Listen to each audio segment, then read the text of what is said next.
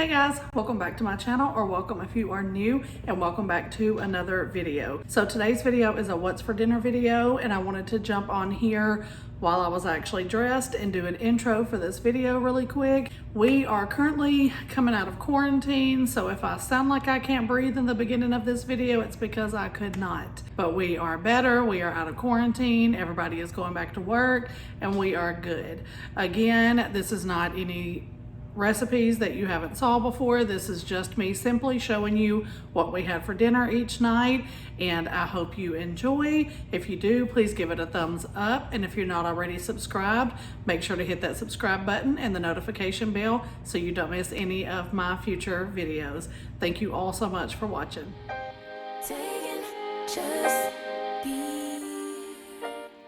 Hello everybody. So I just want to show y'all really quick what I'm doing for dinner tonight. It's about 6:30.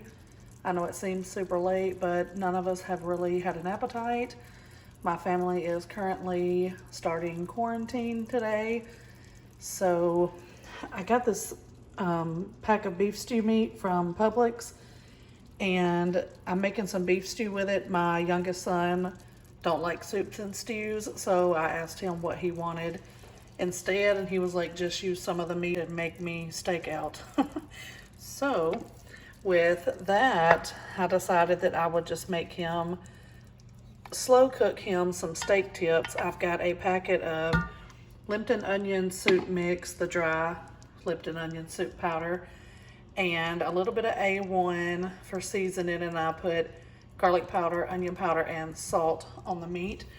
So I've got that turned down on low, and I'm just gonna get it covered and let that slow cook while ours cooks. I seasoned a little bit of all-purpose flour with onion powder, garlic powder, and this adobo all-purpose seasoning. So I'm gonna finish tossing the meat and the flour to make sure that it's all coated. I have some olive oil in my Instant Pot, so I'm gonna put that on the saute function. I have an onion already diced, and I'm just gonna chop up these carrots a little smaller. And I'm gonna saute the ground beef, and probably for just a couple of minutes, then I'll add the onion. Get my beef broth.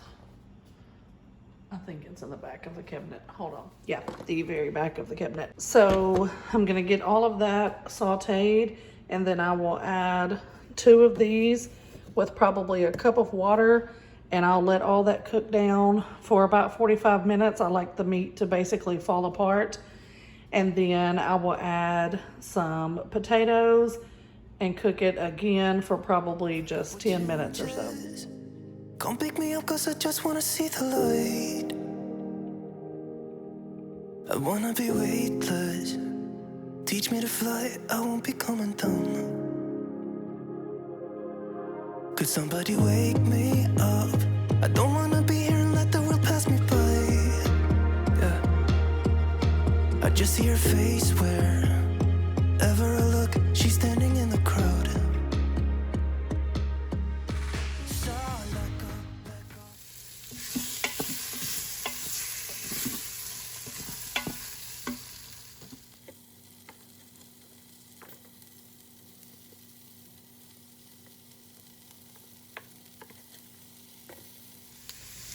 So I turned the saute function off, and I'm just gonna add the 2 beef bouillon cubes and water and get this to start cooking.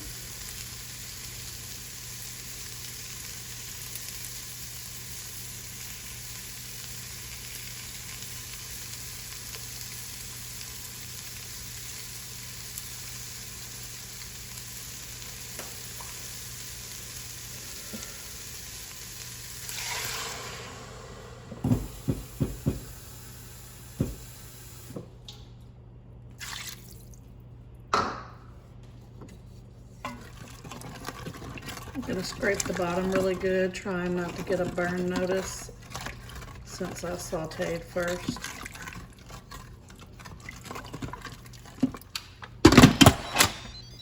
Make sure the lid is set to sealing, and I'm just gonna pressure cook it for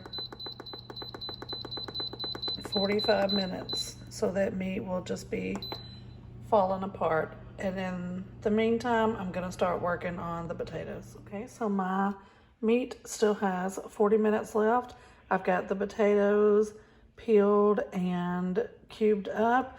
I'm just gonna let them sit in some water with the carrots until that finishes, and then I will come back and add them to the pot and restart it. And I'm gonna let his meat continue to cook on low until then, and then I'm just gonna put that on top of some rice for him.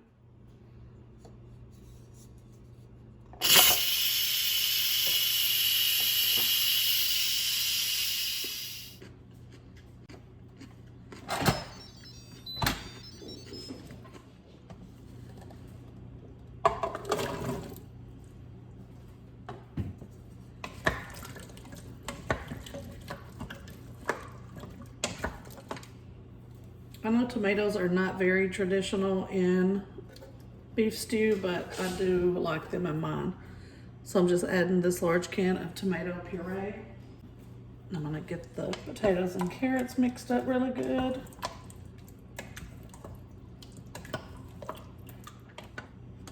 Gonna cancel that.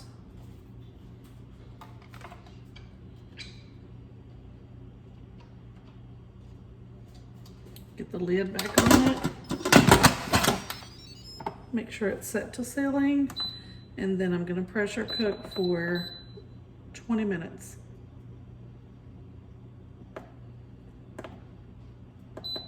Just for the potatoes and carrots to cook. Okay, so this happened. Yeah. So I just transferred it all to the pot that I used to make my son's steak tips, and added about 1.5 cups of water because it was so thick. And I'm just gonna let that cook on high until it starts cooking. And I'm gonna turn it all the way down on low and just put a lid on it and let it cook until we are ready to eat. All right, so this is the final product. I have let it cook on low. It's been about 40 to 45 minutes. I did add another beef bouillon cube, some garlic powder, onion powder, and salt because it basically had no flavor, which could definitely just be my palate right now. But I couldn't get any taste out of it at all.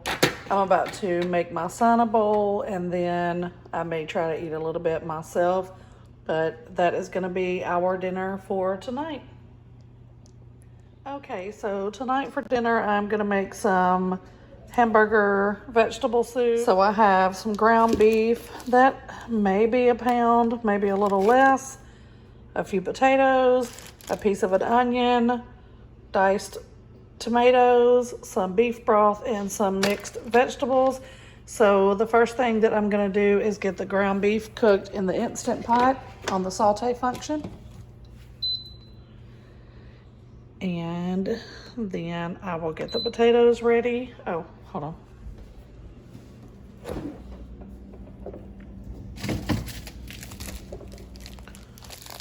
I need to use these carrots too because I won't use them for anything else. So I'm gonna get the ground beef started and the onion diced up to put in there with the ground beef while it's cooking, and then I will add everything else. So just a little tip, if you forget to set your meat out or just don't have time and your meat is still frozen, I cooked this ground beef on high pressure for 0 minutes just to let it defrost and start cooking a little.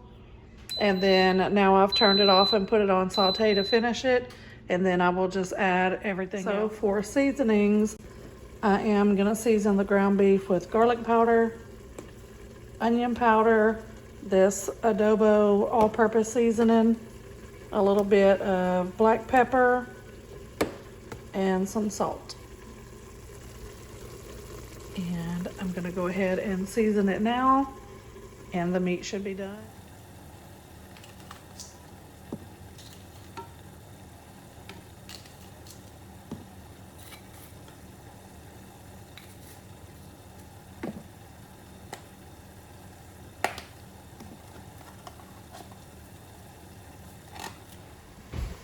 So So the ground beef is cooked through. I'm just gonna get everything else added.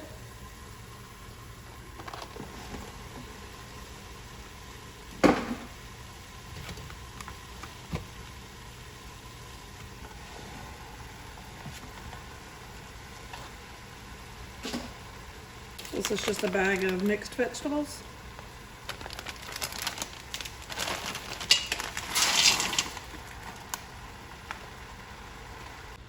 I'm gonna add the can of tomatoes. This is a large can, it's 28 ounce. And then I'm gonna fill this up with water. Make sure the potatoes are covered.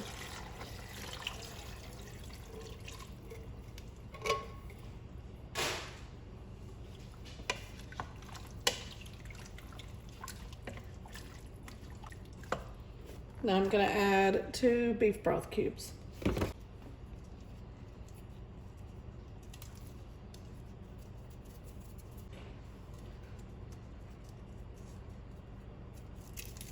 And I'm just gonna get it mixed up really good.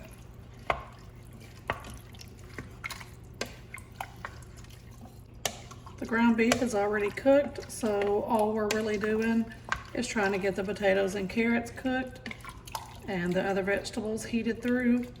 So you don't have to cook this very long. I do like my potatoes and carrots very done, very tender. So I am gonna cook mine for 30 minutes. So I canceled the saute function and I'm just gonna put it on pressure cook and go up to 30 minutes. And that's it. Now you can just walk away. I'll see y'all back in 30 minutes.